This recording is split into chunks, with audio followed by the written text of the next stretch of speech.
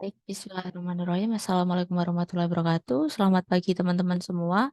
Selamat berjumpa kembali ya dengan saya karena kemarin Kamis kita habis kelas, hari Jumat paginya udah langsung kelas lagi ya.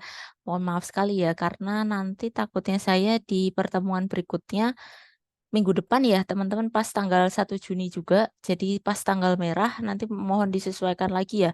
Karena kita banyak dapat hari Kamis di mana jadwal kita pas tanggal merah gitu ya teman-teman ya. Jadi kita agak rapelan minggu ini ketemu saya 3 kali gitu ya. Pasti udah males banget. Jadi kita nggak terlalu lama aja teman-teman karena saya juga akan berkegiatan di FIK ya nanti di apa, untuk masih, lanjutan dari kemarin ya untuk persiapan, akreditasi. Jadi ada persiapan borang, nanti saya juga pukul 9 udah harus balik lagi. Jadi, kita cepet aja ya teman-teman nanti. Baik, sebelum kita memulai kelas kita bisa berdoa dulu menurut agama dan keyakinan kita masing-masing. Semoga pembelajaran kita hari ini dapat berjalan lancar. Berdoa saya persilahkan.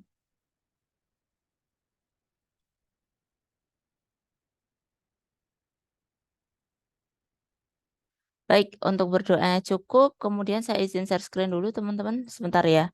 Nah, tadi saya coba isi ya teman-teman ya, untuk materi ke-14, kemarin dari informasi Bu Gusti, beliau requestnya itu web qual sama IPA atau manajemen risiko. Kebetulan saya ada publikasi ya terkait dengan manajemen risiko yang pernah saya sampaikan apa ya di kelas gitu. Nah, berhubung saya juga ada produknya gitu ya. Jadi saya lebih memudahkan saya untuk memberikan ini ya teman-teman ya, representasi implementasinya, sehingga saya tukar dulu ya manajemen risiko dulu, nanti web call-nya insya Allah yang ke-15 aja ya. Kemudian saya tukar ke materi, materinya silahkan bisa diklik sama nanti untuk uraiannya sebentar, saya tukar screen dulu.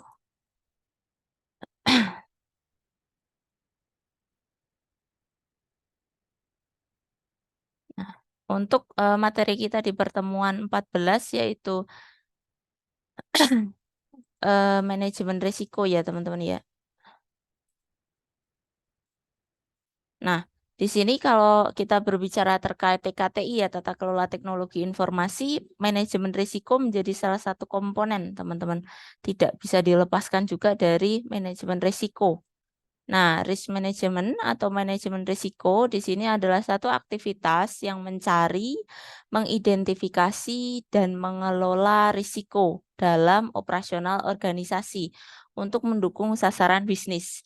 Nah, nanti ketika kita telah melakukan satu manajemen risiko atau katakanlah penilaian risiko, jadi di dalam manajemen risiko nanti di sini kita melakukan ini ya teman-teman ya, asesmen atau penilaian juga sama dengan, beberapa framework sebelumnya, di mana di sini mungkin lebih difokuskan pada risk itu sendiri, risikonya ya. Nah, di sana untuk, menghindari baik itu nanti kita akan melihat beberapa aksi ya teman-teman ya, setelah melakukan tadi penilaian risiko. Apakah nanti akan kita terima gitu ya resikonya, kita lakukan mitigasi gitu ya, mengurangi dampak resiko, kita transfer, kita bagi gitu ya, kayak kemarin yang sempat kita bahas di kelas, kalau kita bagi mungkin teman-teman mengenal adanya perusahaan asuransi, kalau kita lagi kecelakaan, nauzubillah ya, maksudnya ada yang kecelakaan gitu ya, itu kan biasanya nanti bisa menggunakan jasa asuransi ya, baik mungkin sakit juga bisa teman-teman, jadi tidak melulu harus ada resiko seperti itu, tapi sakit itu juga salah satu resiko, di mana ada perusahaan asuransi yang akan mengcover ya teman-teman ya, untuk, pembiayaannya untuk pengobatannya misalkan. Kemudian avoid, avoid ini, tidak ini ya, lebih ke menghindari ya, tidak melanjutkan aktivitas beresiko, jadi kecenderungannya untuk menghindari. Kemudian siklus hidup manajemen risiko di sini bermula dari asset identification. Jadi nanti kita mengidentifikasi dulu apa saja sumber daya atau aset khususnya nanti kalau misalkan teman-teman akan mengkhususkan untuk yang sistem informasinya silahkan apa saja sistem informasi yang dimiliki oleh organisasi. Silahkan diidentifikasi dulu baru nanti teman-teman bisa ini ya melanjutkan ke risk analysis-nya. Baru setelah dianalisis kita melakukan ini ya penilaian atau assessment itu masuk di setelah analisis sebenarnya masuk di bagian analisis juga itu adalah assessment, kemudian risk treatment ya atau bagaimana penanganan dari risikonya. Bentar ya teman-teman ya saya nyalain fan dulu kipas panas banget.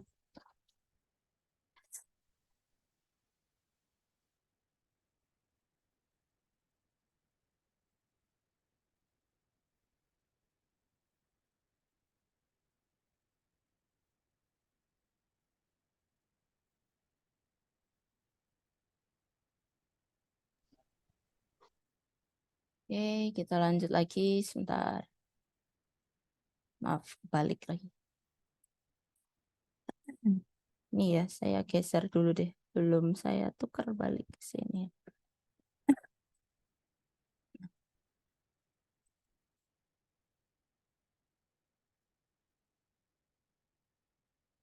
Nah, aduh, maaf.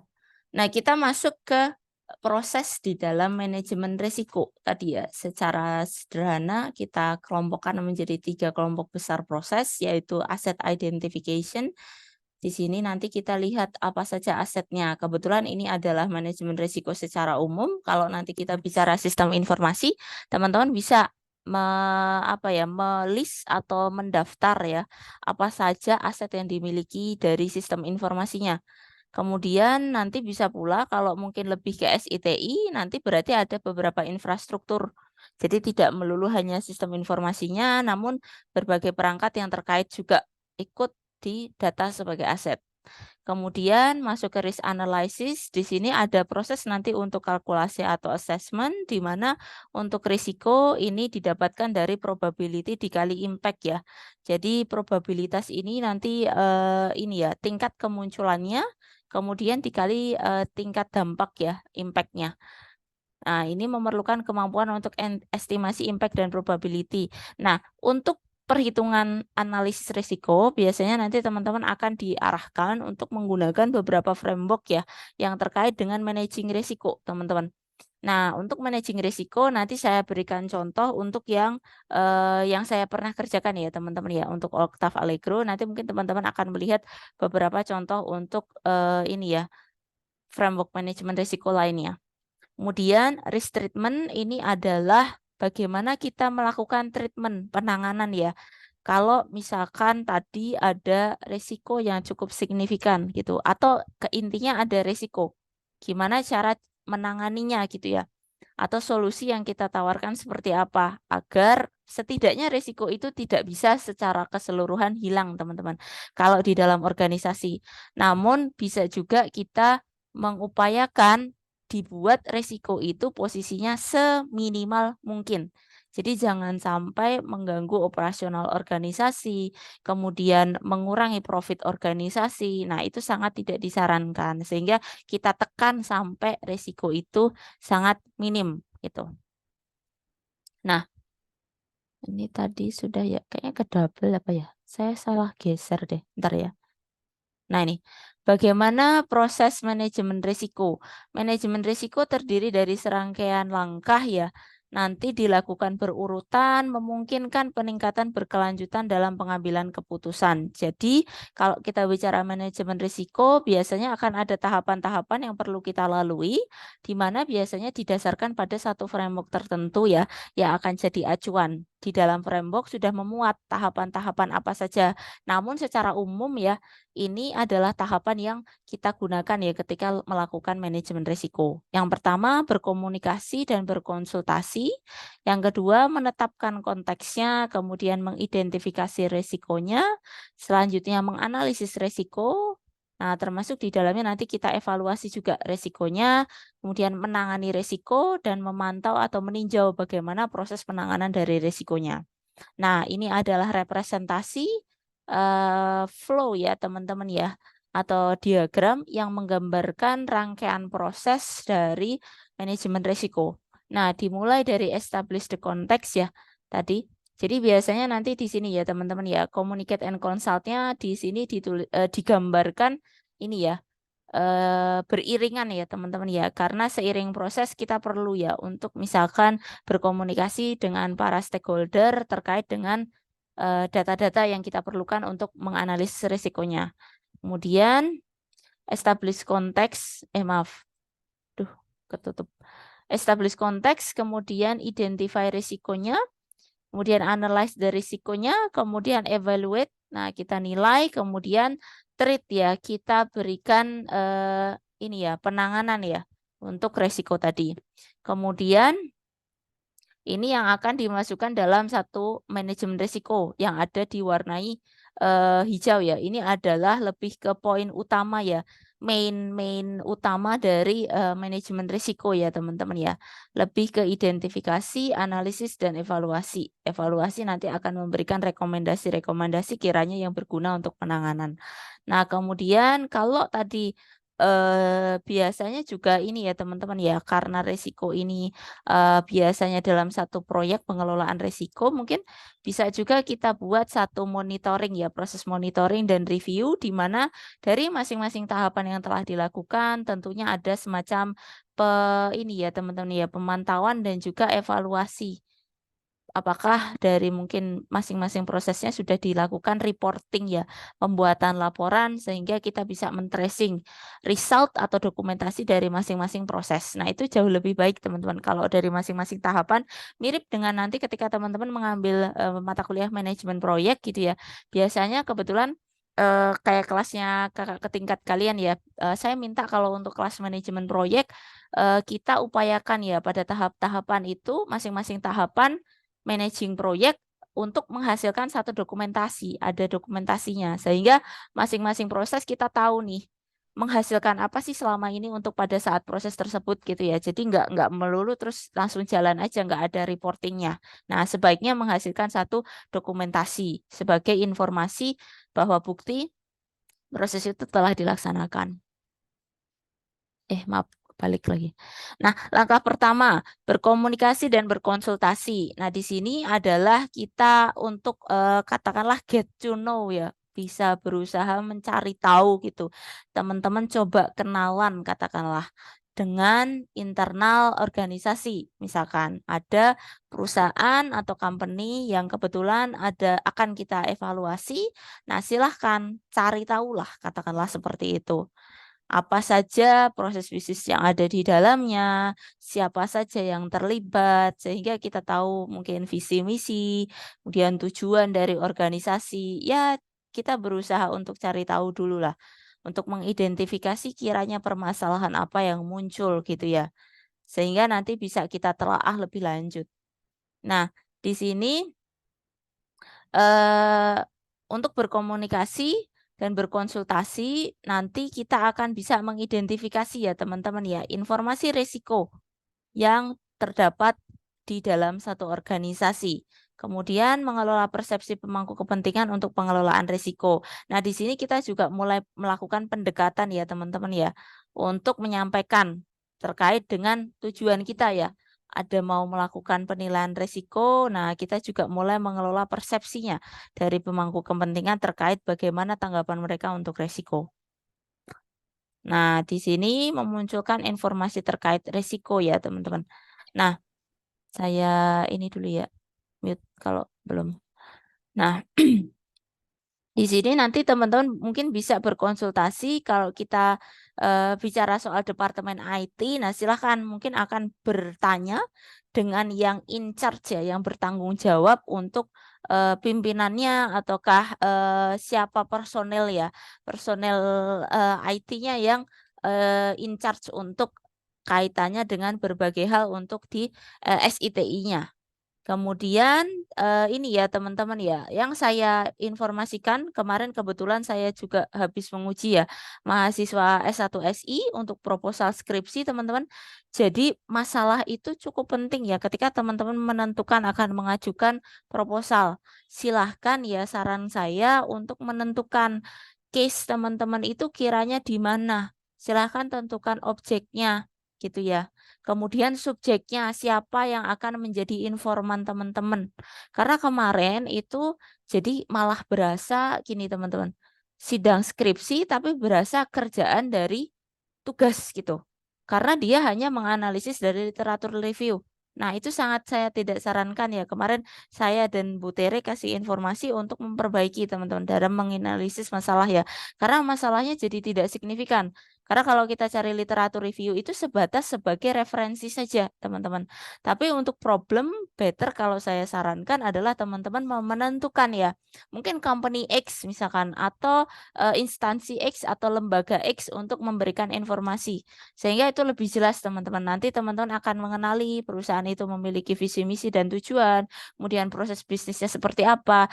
Rather bukan hanya sebatas ini ya.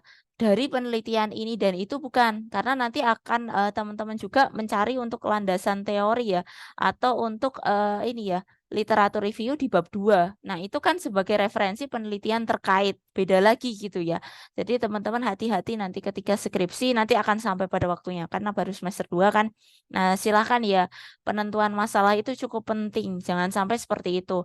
Kemudian karena ini juga akan berpengaruh teman-teman nanti sebagai nanti informannya yang akan memberikan informasi terkait dengan misalkan ya kondisi existing. Dia nggak tahu teman-teman masalahnya itu kayak gimana.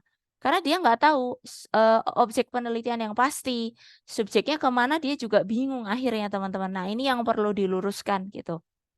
Sehingga lebih terarah teman-teman.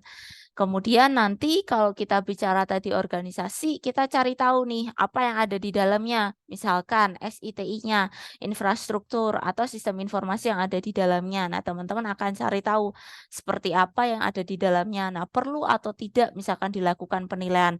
Hal yang lucu adalah gini teman-teman. Dia akan melakukan ini ya, mengembangkan aplikasi untuk ini ya teman-teman ya, penilaian ya, assessment. Tapi dia nggak bisa menentukan, teman-teman, di mana objek dan subjeknya. Nah, itu kan lucu ya, teman-teman ya. Kita menilai kayak teman-teman menilai temennya di mana kalian nggak tahu siapa yang akan dinilai. Nah, itu kan agak sedikit ini ya. Terus ini gimana kan agak questioning juga ya, menimbulkan pertanyaan. Nah, di situ mungkin first starter ya, kita tahu dulu lah. Katakanlah mana objeknya, kemudian teman-teman get to know problem apa mungkin dari proses bisnis yang ada gitu ya. Sehingga katakanlah teman-teman perlu melakukan evaluasi atau melakukan assessment gitu ya. Nah, teman-teman menggali dulu informasi. Nah, terkait dengan apa yang katakanlah ada gap ya, kurang kalau kita bicara masalah tuh pasti ada something wrong di sana gitu. Nah, teman-teman cari tahu dulu. Oke, kita lanjut. Nah, mengelola persepsi pemangku kepentingan untuk pengelolaan risiko. Nah, di sini nanti kalau kita bicara untuk stakeholder, nanti teman-teman akan dihadapkan pada internal dan eksternal ya.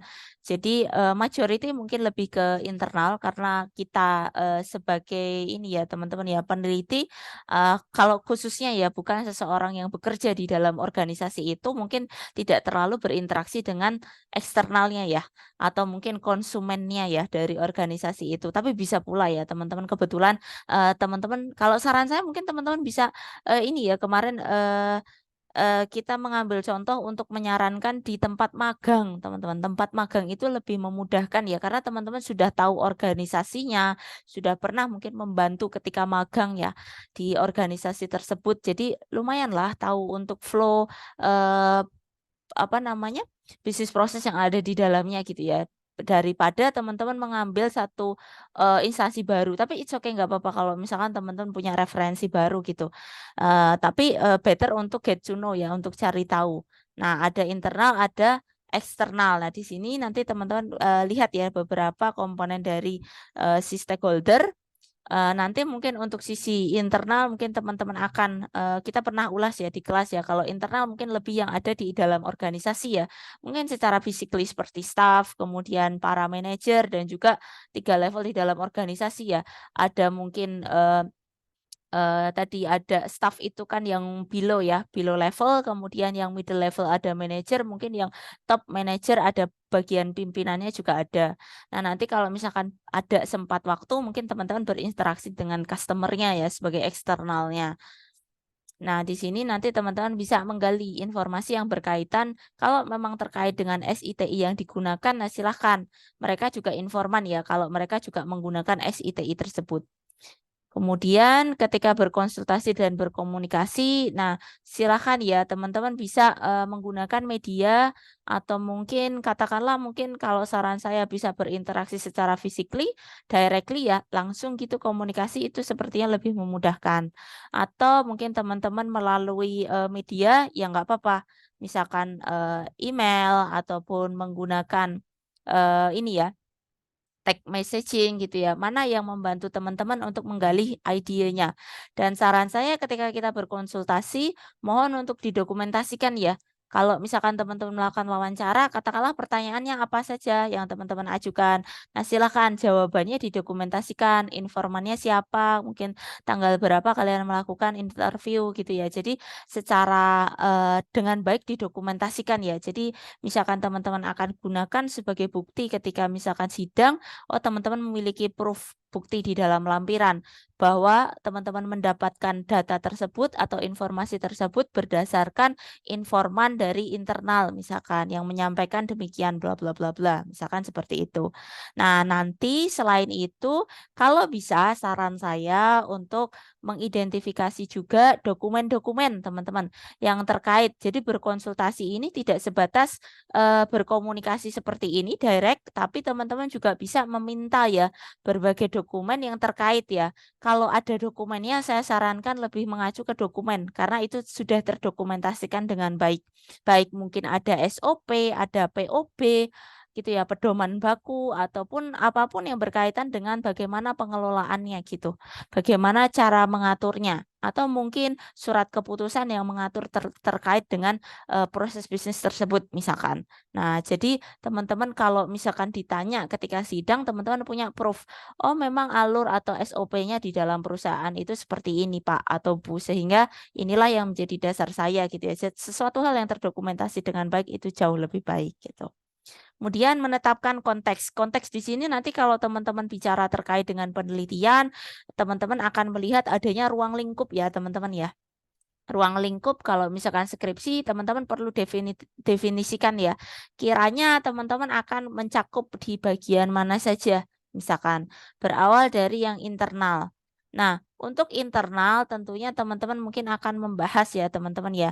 Kiranya secara internal ini apa yang akan teman-teman ini ya akan selesaikan di dalam misalkan penelitian ya untuk manajemen risiko. Cakupannya secara internal yang seperti apa gitu ya. Nah, secara internal mungkin teman-teman bisa mengklarifikasi ya kalau misalkan eh, sistem SITI-nya yang akan dilibatkan di dalam proses penilaian risiko ini yang apa saja.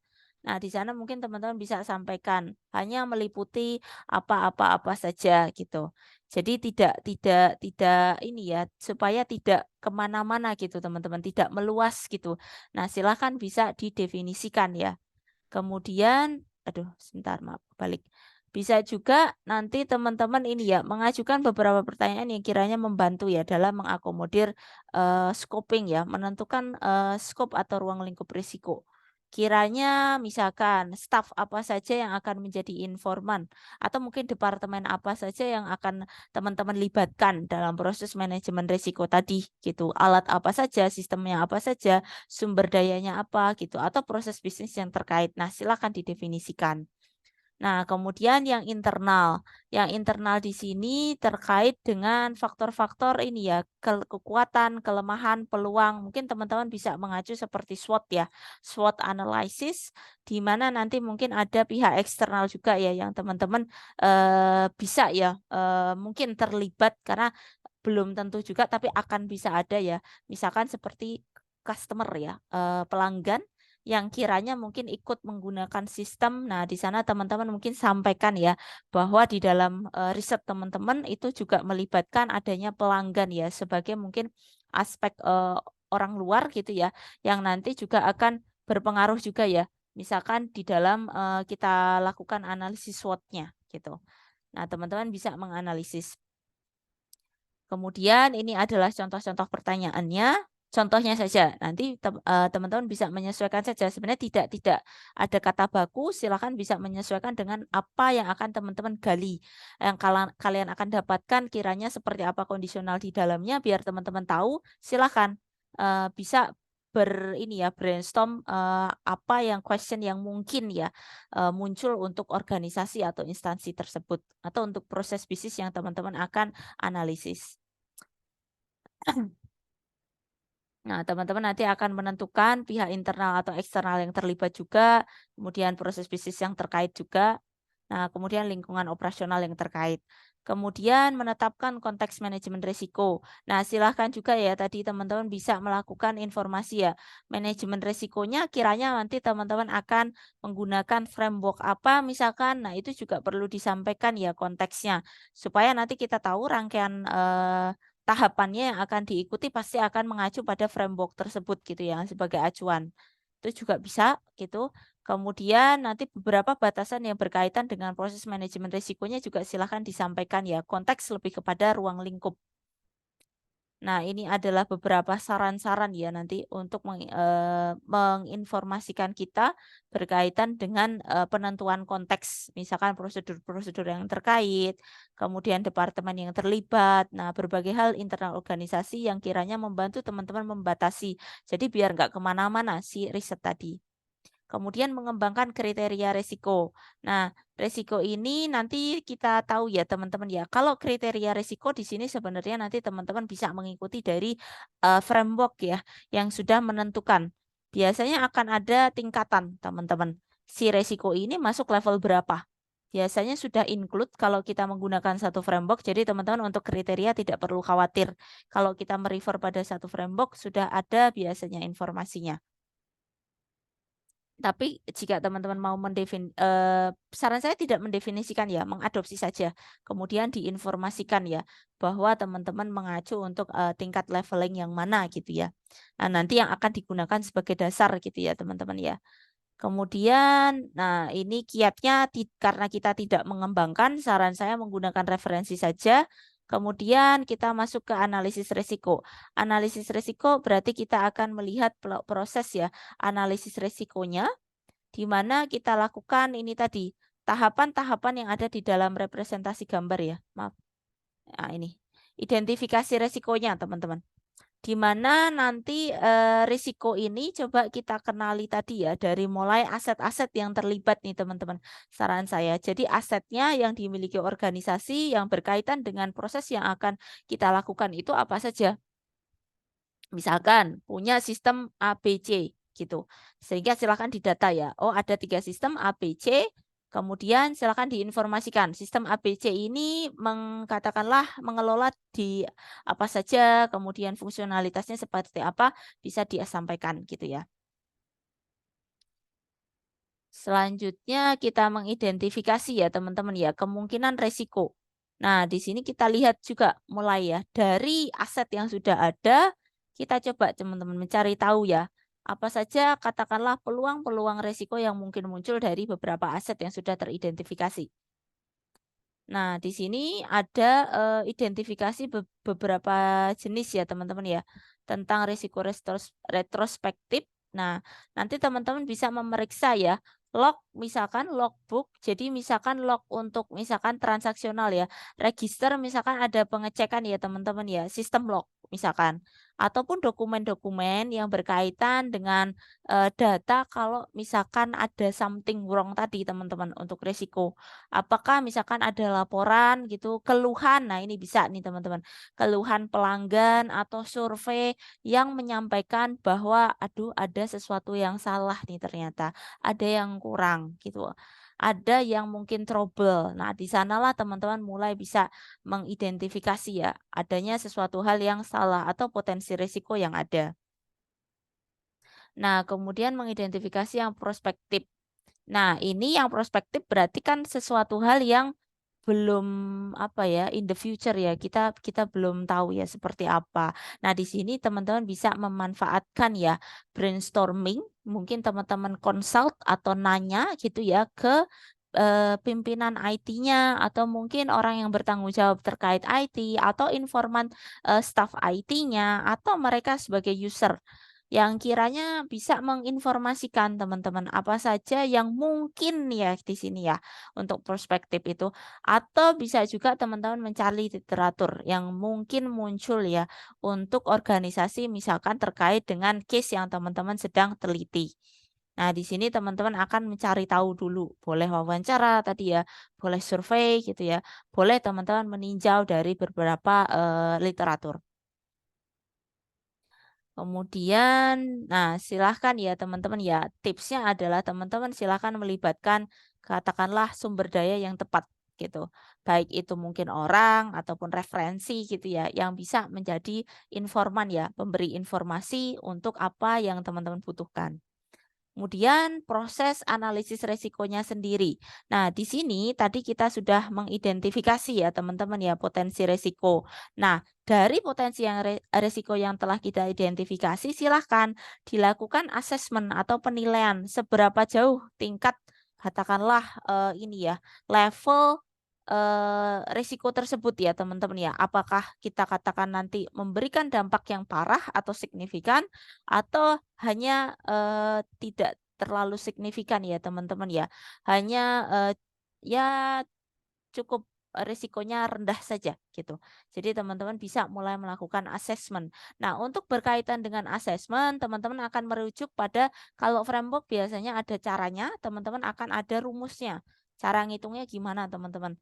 Biasanya ada rumusannya, teman-teman bisa mengeluarkan angka-angka tertentu itu gimana gitu. Sama dengan COVID juga teman-teman ya, COVID itu juga ada penilaiannya, ada skala yang harus dipenuhi sehingga kita mendapatkan angka-angka yang harus dihitung teman-teman. Nah, di sanalah nanti teman-teman akan mengacu pada guidebook-nya atau mungkin teman-teman mengacu pada beberapa penelitian terdahulu bagaimana cara melaksanakan proses asesmennya gitu. Nah, ini analisis resiko di mana ada perumusan ya. Resiko itu dihitung dari konsekuensi dikali kemungkinan, potensinya ya, likelihood ya dari satu keterjadian resikonya. Nah, nanti saya berikan contoh ya teman-teman ya dari kebetulan paper saya. Nah, ini elemennya sebenarnya nanti bisa mengikuti dari masing-masing ini ya, framework yang tersedia, teman-teman. Biasanya sudah ada caranya, cara ngitungnya lah khususnya. Gimana teman-teman bisa mengatakan bahwa resiko tadi parah, resiko tadi sedang, atau bisa kita katakan resikonya rendah. Nah, itu gimana? Nah, itu pasti akan ada kalkulasi di belakangnya. Nah, nanti untuk penilaian, asesmen, ada yang kualitatif, semi kualitatif, dan kuantitatif. Jadi tidak melulu kuantitatif. Jadi bisa nanti merujuk ke angka atau mix ya, dari kualitatif berarti di sini mungkin ada beberapa informasi secara narasi gitu ya, terkait dengan bagaimana tingkatan resiko, bisa pula join ya, kombinasi antara semi ya, ada angkanya. Better biasanya nanti akan dari informasi resiko, akan ada ditranslate ke kuantitatif teman-teman, tapi tergantung nanti framework-nya biasanya. Nah, untuk melakukan analisis resiko yang efektif, nah ini nanti silakan ya teman-teman ya, untuk, bisa membaca referensi ya. Jadi biar teman-teman lebih, memahami ya, bagaimana proses penilaian resikonya ya, karena nanti masing-masing framework bisa punya ketentuan masing-masing ya untuk penilaian. Nah, setelah tadi kita lakukan asesmen penilaian, teman-teman akan mengevaluasi hasilnya. Kita dapati angka-angka, misalkan representasi dari penilaian resiko. Katakanlah, misalkan kalau menyebarkan password, misalkan, nah itu akan mendapatkan skor sekian, gitu ya. Maka skor tadi akan kita coba teman-teman evaluasi. Misalkan akan mendapatkan skor berapa, gitu ya. Misalkan katakanlah kita memiliki, 5 level gitu atau 3 level gitu ya, dari mulai tinggi, sedang, dan rendah, di mana ternyata masing-masing level itu merepresentasikan satu nilai gitu ya teman-teman ya. Kalau misalkan nilai bawah itu 0 sampai 30% gitu misalkan, ternyata tadi untuk menyebarkan password mendapatkan nilai medium misalkan, 30% sampai ke 60% gitu ya, sehingga kita bisa evaluasi bahwa dia masuk ke kategori level medium. Nah, di sanalah kita lakukan evaluasi teman-teman, di mana nanti setelah evaluasi kita akan mencoba menentukan tingkatan dari resiko tadi. Biasanya untuk tingkatan resiko berdasarkan framework yang diacu ya. Jadi nanti sudah ada levelnya, teman-teman akan melihat dia akan masuk yang mana, teman-teman. Opsi yang mungkin. Nanti saya berikan contohnya ya. Di mana nanti untuk penanganan resiko ini berdasarkan level, teman-teman. Kalau tadi kita misalkan berikan contoh 3 level, ada tinggi, sedang, dan rendah. Kebetulan misalkan tadi saya pakai level medium ya, yang tengah gitu. Kalau tengah, nanti kita juga akan menentukan, teman-teman, dari level kita tentukan penanganan resikonya itu better yang mana gitu. Nah, kalau tadi medium mungkin kita bisa ya teman-teman ya melakukan ini ya teman-teman ya pertahanan resiko. Misalkan melakukan sosialisasi karena dia levelnya medium jadi mungkin tidak terlalu high risk sehingga kita perlu masuk ke level 5. Misalkan kita perlu pertahankan resikonya nggak apa-apa ya teman-teman ya asalkan misalkan kita beri sosialisasi gitu ya nanti kita tangani dengan pemberian sosialisasi. Jadi kecenderungannya penanganan adalah kita memberikan tadi ya level tingkatan dan kita arahkan ya level tingkatan itu masuk ke tadi teman-teman yang paling depan yang ada ini. Yang ini. Nah, ada accept, mitigate, transfer, dan avoid. Nah, katakanlah tadi kita accept aja nih karena levelnya medium. Jadi kita terima risikonya kalau tadi menyebarkan password misalkan. Nah, kebetulan karena urusan kantor ya untuk internal organisasi ya sudah nggak apa-apa. Karena dia tidak memuat mungkin data-data yang terlalu sifatnya rahasia. Jadi selama mengalir di dalam internal ya nggak apa-apa. Misalkan karena teman-teman mungkin akan menyesuaikan kebutuhan masing-masing organisasi, tentunya akan mendapati hasil level yang bisa berbeda-beda untuk masing-masing organisasi. Nah, karena accept, nah kalau udah accept, teman-teman tentukan nih kalau diterima kiranya solusinya seperti apa. Karena tadi kita sampai level diterima, oke, saya kasih saran. Oke, saya kasih ini aja ya sosialisasi ya bahwa pentingnya password itu perlu dibuat rahasia gitu sehingga nanti misalkan informasi-informasi yang sifatnya pribadi tidak secara dengan mudah disebarluaskan oleh pihak yang lain atau mungkin ada peluang untuk disalahgunakan. Nah, itu hanya contoh saja. Tadi kita sampai di sebentar. Tadi kayak udah jauh ya. Nah, menangani resiko, teman-teman.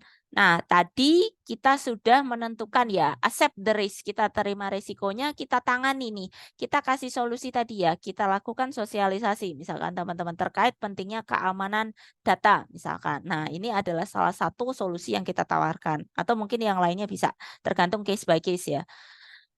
Nah, ini tadi ya yang menentukan solusinya. Nah, untuk mengelola nanti silahkan ya teman-teman ya, berdasarkan apa yang sudah kita tentukan levelnya tadi, kita tentukan ya penanganannya yang tepat seperti apa gitu ya untuk masing-masing level. Biasanya nanti kita akan lakukan ini ya teman-teman ya, skala prioritas. Kalau levelnya itu masuk yang high priority, dia akan masuk risiko tinggi, tentunya itu akan menjadi ini ya teman-teman ya, concern sehingga harus ditangani terlebih dahulu. Kayak kalau orang sakit teman-teman, kalau sakitnya sudah mungkin katakanlah stadium tinggi tentunya akan mendapat penanganan priority dibandingkan dengan mungkin yang medium atau rendah gitu ya. Sama teman-teman, risiko itu juga ya. Nah, pantau dan tinjau di sini adalah posisinya ketika tadi sudah kita kasih remedial atau kita kasih ini ya penanganan. Nah, bagaimana upaya kita untuk memantau teman-teman secara berkelanjutan bahwa prosesnya itu tidak berhenti ya. Misalkan kalau tadi dinilai itu resikonya medium, bahwa tadi misalkan kita sudah kenai sosialisasi ya, kita lakukan sosialisasi. Nah, kiranya kita cek lagi nih teman-teman resiko tadi yang masuk level medium gitu ya, suka nyebarin password misalkan tadi ya kasusnya, apakah masih berkelanjutan? Orang-orang masih ngelanjutin atau tidak ya, padahal udah dikasih sosialisasi teman-teman. Nah, di sana kita lakukan evaluasi atau peninjauan secara berkelanjutan. Kalau memang ternyata sudah dengan adanya solusi tadi sudah baik, mungkin kita akan turunkan levelnya ke rendah ya, tidak medium lagi. Nah, disitulah teman-teman proses yang kita lakukan penilaiannya ya, kita tinjau seperti apa progresnya. Nah, kemudian di sini resiko perlu dipantau secara berkala. Benar, teman-teman. Karena kita juga tahu ya, resiko itu adalah sesuatu hal yang katakanlah berbahaya ya, memberikan satu dampak negatif bagi organisasi, tentunya kita tidak ingin hal itu terjadi ya. Kalau kita bicara organisasi, tentu kalau mengganggu operasional, mengganggu proses organisasi untuk mencapai tujuan atau profit gitu, itu pasti akan menjadi bahan pertimbangan teman-teman. Sehingga manajemen risiko ini perlu kita kelola secara efektif. Nah, kalau kita bicara manajemen risiko, tentunya pelaksanaannya bisa rutin ya. Jadi tidak hanya katakanlah cuman 1 atau 2 kali atau kebetulan sedang ada rekan mahasiswa yang magang. Nah, kalau bisa proses ini bisa continue secara berkelanjutan ya. Jadi, sustainability-nya kita jaga ya. Kalau misalkan tadi ada yang high, gimana keberlanjutan pengelolaannya supaya bisa ter-manage dengan baik. Nah, kalau memang sudah terkelola dengan baik tentunya bukan menjadi resiko, namun perlu ya kalau kita lihat mungkin teman-teman melihat tadi dari keluhan konsumen, kemudian mungkin keluhan dari internal staf organisasi. Nah, itu juga bisa memberikan gambaran di sana ada something wrong yang perlu kita tangani. Nah, ini adalah ringkasan dari proses tadi. Kemudian ini referensi ya. Kebetulan jurnal saya sedikit ulas sebentar ya, teman-teman. Nah, ini kebetulan ada riset saya ya, dengan teman-teman ya untuk, penelitian skripsi, dengan, teman-teman saya ketika skripsi. Nah, ini kebetulan saya menggunakan Octave Allegro teman-teman untuk manajemen risiko. Nah, yang sudah berbentuk, paper ya teman-teman ya, ini yang di atas, tapi case-nya berbeda ya. Kalau ini untuk satu company, kalau yang di atas ini lebih ke satu universitas ya. Nah, ini, nanti untuk yang latihan sama seperti kemarin, tapi kita lebih ke manajemen risiko ya framework-nya yang kita gunakan. Nanti teman-teman mungkin akan mengenal ada NIST, ada FRAP, ada double A ya, FRAP, ada Octave Allegro. Nah, seperti biasa mungkin teman-teman udah mengenal poin-poinnya. Nah, di sini saya kenalkan saja untuk contoh penilaiannya ya, teman-teman ya. Untuk contoh artikelnya, mohon maaf, ralat. Sebentar, saya izin share screen-nya ganti dulu. Nah, ini kebetulan untuk beberapa ini ya, teman-teman ya. Nah, ini kebetulan saya ambilkan yang dari skripsi saya. Nah, ini ya. Jadi ini sebenarnya contoh juga teman-teman ya, dari kemarin yang saya nilai ini ya, skripsi mahasiswa. Jadi dia hanya gini teman-teman, dia mengambil COVID-5, tapi jadi kayak kelas kita 1 kali pertemuan ya, dia hanya membandingkan 2 framework teman-teman, COVID-5 dan 2019. Di mana kalau di kita itu adalah tugas 1 kali pertemuan kan, itu adalah tugas teman-teman untuk UTS kan gitu. Jadi cuman 1 kali pertemuan. Jadi menurut saya untuk level skripsi ya ini not enough ya, kurang ya gitu. Makanya saran saya untuk menambahkan beberapa, ini ya framework yang lain teman-teman. Nah kebetulan di saya jadi ketika nanti teman-teman misalkan menggunakan ini ya pendekatan skripsi dengan peminatan audit, silakan teman-teman dibiasakan untuk menganalisis beberapa framework terkait dulu. Baik nanti kalau misalkan sistem development juga teman-teman. Kalau teman-teman mau pakai CI, mau pakai Laravel, silahkan dibandingkan dulu. Kenapa sih teman-teman milih framework itu gitu, framework X katakanlah. Nah, silahkan cari beberapa framework terkait, carilah analisisnya misalkan kekurangan dan kelebihannya sehingga mana framework yang dinilai menurut teman-teman itu akan kalian gunakan. Mungkin teman-teman bisa sampaikan keunggulan-keunggulannya sehingga teman-teman, oh kebetulan nih saya menggunakan Octave Allegro di mana saya telah menganalisis beberapa Octave versi sebelumnya gitu. Ada Octave biasa, ada Octave S, mungkin ada framework lainnya nih teman-teman. Kebetulan di saya ada 6. Jadi yang saya ambil ada 1 ya 5, paling enggak ada 5 teman-teman. 1 yang akan kita gunakan, 4 itu referensinya. Kemarin saya minta untuk menambahkan teman-teman. Jadi pentingnya teman-teman juga belajar framework yang lain. Jadi biar enggak ini ya, narrow minded ya, cuman cuman pemikirannya sempit. Jadi teman-teman punya gambaran framework lain kayak gimana gitu. Makanya dikenalkan di tata kelola beberapa framework yang lain. Nah, ini adalah FRAP, ada Facilitated Risk Analysis Process, kemudian Facilitated Risk Analysis and Assessment Process, ini perkembangannya. Kemudian NIST, ini yang dikembangkan oleh ini ya Departemen Pertahanan Amerika, National Institute of Standard and Technology, NIST. Di sini biasanya NIST itu kayak ISO, teman-teman, ada beberapa version ya. Nah, nanti silahkan aja.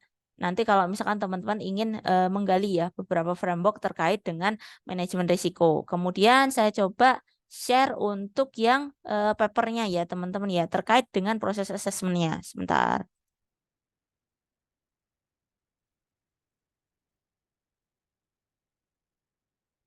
Ini saya izin share screen dulu. Nah, ini kebetulan paper saya. Ini sebenarnya paper yang saya kerjakan ketika S2 juga, teman-teman ya. Kebetulan tapi saya beresin lagi. Nah, di sini saya menggunakan Octave Allegro ya, teman-teman ya, untuk penilaiannya. Di mana framework Octave Allegro, teman-teman biasanya cari dulu masalahnya gitu ya. Nah, kebetulan saya di educational institution ya, atau higher education atau ke perguruan tinggi ya, universitas lah gitu.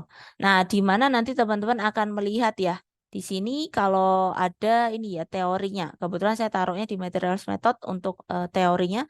Kemarin mungkin kalau teman-teman pernah saya ulas yang untuk UTAUT kemarin kan saya taruh teorinya di sini ya teman-teman ya. Silahkan ya, karena kalau struktur jurnal biasanya yang langsung dari pertama kan kita punya ini ya pendahuluan latar belakang ya. Latar belakang itu di introduction, kemudian ada yang langsung ya kayak kemarin ya teman-teman ya, langsung materials method. Jadi untuk bab 2 kalau teman-teman mengecek struktur skripsi ya atau tugas akhir itu kan ini ya ada literatur review atau tinjauan pustaka atau referensi-referensi yang kita acu. Nah, teman-teman mungkin bisa embed di bab 1 atau di bab 2-nya yang membantu memberikan referensi kita apa saja teori-teori yang kita gunakan dalam menyelesaikan penelitian yang kita kerjakan gitu. Nah, ini ada information system risk management. Nah, kebetulan saya memanfaatkan Octave Allegro nih, teman-teman. Nah, ini tapi cukup old ya. Waktu itu saya penelitian 2014, enggak 2015-an, 16-an lah, teman-teman. Nah, Octave Allegro ini biasanya masing-masing ya teman-teman ya, masing-masing framework ada tahapannya teman-teman. Jadi tidak perlu khawatir, misalkan di saya ya, contohnya adalah Octave Allegro, sudah ada step by step-nya. Dari step 1 sampai dengan step sekian, itu apa saja yang perlu dilakukan. Jadi teman-teman nggak usah khawatir, kalau framework biasanya sudah ada guidebook-nya ya, atau cara untuk menggunakan framework-nya seperti apa. Nah, kalau secara umum mungkin yang saya ulas adalah mirip ya. Tadi apa yang kita bahas, jadi secara umum itu kalau teman-teman pakai framework apa saja untuk managing risiko itu sama. Hanya saja mungkin detail untuk tahapannya bisa berbeda-beda ya. Tapi mayoritas itu sama. Yang pertama adalah risk measurement kriteria. Nah, kita tentukan dulu kriterianya. Kemudian information asset, ini adalah kita mengidentifikasi aset. Selanjutnya adalah container. Nah, kebetulan dia dipisah ya teman-teman ya, aset profile sendiri, aset container sendiri, tapi majority adalah kita tahu dulu asetnya atau mungkin existing proses yang ada di dalamnya. Kemudian area of concern ini adalah apa yang akan kita teliti. Dia akan dikotakan lagi ke mungkin teman-teman bisa gunakan ruang lingkup lah katakanlah. Kemudian trade skenario. Nah, di sini kita mengidentifikasi tadi resiko atau mungkin gangguan ya, ancamannya, trade-nya itu seperti apa saja. Kemudian risikonya juga kita identifikasi, kita kalkulasi. Nah, lakukan analisis ini sebenarnya satu paket kalau tadi ya di proses sebelumnya. Kita ada proses kalkulasinya, kemudian kalau sudah dilakukan tinggal dievaluasi sejauh mana levelnya. Kemudian kita tentukan ya teman-teman ya, masuk mitigasinya seperti apa, langkah penanganannya seperti apa. Nah, kita langsung aja ya teman-teman ya, ini lebih ke penjelasannya, saya langsung saja ke step by step-nya. Nah, pertama, measurement kriteria di sini kalau di saya menentukan nih teman-teman area priority ya, mana yang menurut organisasi itu lebih penting. Nah, di sini biasanya kalau untuk Octave Allegro sudah ada nih teman-teman area-area saja, maaf, area apa saja yang menjadi concern. Tinggal kita validasi ke organisasi, area itu di posisi yang mana yang paling priority gitu. Nah, silahkan tinggal di-confirm. Lanjut, bagian yang kedua adalah information asset. Nah, kita tentukan dulu nih teman-teman. Misalkan di sini core proses yang ada di dalam organisasi apa saja. Kebetulan karena organization institution atau organisasi pendidikan, proses yang berlaku adalah bisnis proses ala pendidikan ya. Sehingga disampaikan saja apa yang terlibat, kemudian nanti di sini asetnya apa saja. data-data yang berkaitan dengan di institusi pendidikan. Pasti ada student ya, mahasiswa, ada dosen, ada matkul, mata kuliah gitu ya, jadwal dan sebagainya yang terkait kurikulum dan sebagainya. Kemudian di sini kita identifikasi secara lebih detail. Biasanya sudah ada ini. Informasi saya adalah kalau kita menggunakan framework, tidak jarang kalau untuk yang manajemen risiko itu sudah ada worksheet, teman-teman. Worksheet itu adalah form atau mungkin tabel-tabel seperti ini ya. Jadi sudah ada template-nya. Jadi teman-teman tidak perlu khawatir harus menganalisisnya seperti apa. Biasanya sudah ada dia worksheet-nya ya. Jadi teman-teman nggak perlu bingung ya. Nanti sudah terakomodir. Oh, saya perlu menganalisis apa sih, sudah ada bentuknya. Nanti teman-teman tinggal melakukan analisisnya berdasarkan informasi dari organisasi. Kemudian aset kontainer ya, kita mendeskripsikan secara mendetail pemisahan ya. Ada yang technical, physical, dan people. Nah, ini karena by framework ya, berdasarkan framework, jadi dipisah per masing-masing aset. Kemudian lanjut ya. Di sini identify area of concern. Jadi kita tentukan area-area yang menjadi perhatian teman-teman. Nah, ini tentunya area-area yang perlu penanganan sehingga harus lebih ini ya, lebih difokuskan gitu. Kemudian treat scenario, nah kita membuat skenario ada ancamannya teman-teman. Seperti apa ancamannya? Misalkan ketika ada possibility apa misalkan gitu ya. Nah, di sini ini sudah ada juga teman-teman tadi template-nya. Jadi saya hanya cukup menganalisis saja ya berdasarkan real case condition-nya seperti apa. Kemudian identifying risk. Nah, di sini kita menentukan ya konsekuensi, kemudian perhitungannya, teman-teman biasanya ada proses perhitungannya, kemudian menganalisis risikonya ya, teman-teman. Nah, di sini kita lihat ada ini ya teman-teman ya, level dari tingkatan tadi yang saya sampaikan. Jadi biasanya kita tentukan ya, ada low, medium, dan high. Nah, itu sudah ada scoringnya juga. Di mana masing-masing scoring ini juga sudah kita tentukan mungkin tadi berdasarkan impact area atau berdasarkan framework tersebut biasanya sudah ada ya dasar ketentuan level resikonya. Kemudian di sini ada ini ya. Nah, ada area of concern tadi. Nah, ini teman-teman. Proses penilaiannya seperti ini. Jadi nanti untuk matriksnya ya. Ini adalah mitigasi. Nah, mitigasinya teman-teman. Nah, sebenarnya ini saya tidak masukkan ya karena hanya paper, teman. Paper itu hanya terbatas page ya. Jadi untuk identifikasi resiko di sini biasanya dari penilaian ada ya, teman-teman, proses hitungannya. Hitungan-hitungannya sehingga kita mendapatkan scoringnya ya, teman-teman ya. Karena terbatas page ya untuk publikasi, jadi saya tidak masukkan. Nah, untuk mitigasi biasanya berdasarkan level resiko, misalkan tadi ya, merah itu high risk, medium itu kuning, dan hijau itu yang sedang, rendah, maaf. Nah, kita tentukan nih scoringnya teman-teman. Scoring masing-masing ini akan didasarkan untuk menggambarkan dia akan masuk di level mana, di mana dari masing-masing skor, nanti kita tentukan tadi ya, apakah masuk mitigasi, ataukah tadi ya kita abaikan, defer, atau mungkin kita avoid ya, kita hindari. Nah, itu kita bisa tentukan. Kemudian silahkan ditentukan kiranya kalau tadi ya kita tentukan ada mitigasi, nah mitigasinya langkahnya seperti apa. Nah, itu perlu disampaikan. Hanya kalkulasinya saja tidak saya masukkan, teman-teman. Kayaknya lembarnya nggak saya masukkan. Ya. Jadi teman-teman bisa contohnya seperti ini ya. Ini adalah contoh penilaian resikonya. Nanti mungkin teman-teman bisa melihat ya contoh penilaian yang tersedia di ini ya referensi jurnal gitu, yang lainnya gitu ya. Silahkan bisa diadopsi gitu ya. Atau mungkin yang ada di dalam literatur yang lain, mungkin skripsi atau yang lainnya boleh silakan bisa dijadikan referensi bagaimana proses manajemen risikonya menggunakan framework yang manajemen risiko ya, silahkan yang lainnya. Oke. Saya kira demikian, nanti tinggal teman-teman lanjutkan ke sini ya. Yang latihan 14 seperti biasa, hanya saja kita beralih ke framework manajemen risiko. Gitu teman-teman, untuk kegiatan kita hari ini ada yang ingin ditanyakan tidak? Kalau tidak ada, karena saya akan berkegiatan ya teman-teman ya pukul 9, saya boleh minta tolong teman-teman untuk mengaktifkan kamera dulu untuk sebagai dokumentasi kehadiran. Yang bisa aja nggak apa-apa, yang nggak bisa nggak apa-apa. Nanti bisa dilanjutkan ya teman-teman, bisa diskusi dengan teman-temannya. Karena berhubung minggu ini 3 kali kan ada 3 framework ya. Nanti teman-teman bisa discuss ke teman-temannya untuk diskusi lebih lanjut ya framework yang digunakan. Baik, silakan teman-teman yang bisa join untuk open kamera, tapi yang nggak bisa nggak apa-apa. Saya hitung mundur ya untuk dokumentasi kehadiran hari ini. Sebentar, ada 2 slide ya. Saya mulai dulu dari slide yang pertama ya. Sebentar, saya hitung mundur dulu. Yang slide 1, ada lagi yang mau join? Saya hitung mundur ya. 5, 4, 3. Oke, ada yang mau join lagi? 2, 1. Oke.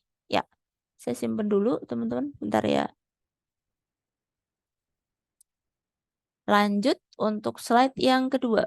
Sebentar ya, saya scroll dulu namanya biar kelihatan. Kita hitung mundur ya. 5, 4, 3, 2, 1. Oke. Ya, saya simpan dulu teman-teman. Oke.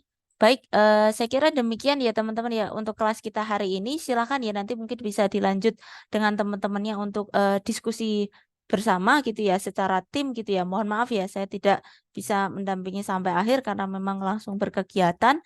Terima kasih banyak ya teman-teman ya untuk partisipasinya hari ini. Semoga ilmunya bermanfaat. Saya cukupkan ya untuk kelas kita. Saya juga mohon maaf apabila ada kesalahan kata atau hal-hal yang kurang berkenan. Wabillahi taufiq wa hidayah. Wassalamualaikum warahmatullahi wabarakatuh. Terima kasih ya teman-teman ya. Saya izin close kelasnya ya. Terima kasih.